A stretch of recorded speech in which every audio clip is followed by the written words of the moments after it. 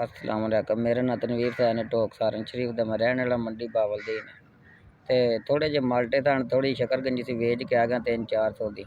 तो बच्चों का पेट पालना बड़ा औखा होया जी। 4 बच्चे मैं पालना ते इसे फेरी विच मैं पालना, होर कोई कारोबार नहीं। थोड़ा जिहा समान होंदा है शकरगंजी माल्टे ते हुण भी थोड़े जे शकरगंजी माल्टे सन जेह्ड़े वेच के ते आ गया वां ते ज़्यादा माल्टे शकरगंजी लैण दी हिम्मत कोई नहीं। हुण भी 300-400 रुपये जेह्ड़ा कमाया ते अग्गों ज़्यादा लैण दी हिम्मत कोई नहीं। अगर 4 पैसे होर हो जाण ते माल्टे शकरगंजी मैं होर लै आवां ते बच्चों दा चलो पेट पिया पालां दा।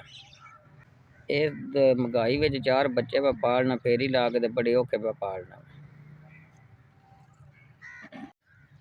1 2 3 4 मेहरबानी जनाब, शुक्रिया। जींदे रहो, अल्लाह बाहला दे जे। जेह्ड़े माड़े बंदे दी मदद करदे आ भी 4000 रुपया तुसां घल्लेआ ते मेहरबानी तुहाडी शकरगंजी माल्टे मैं लै आवां ते वधेरे ते चलो बच्चे पे पलन दे।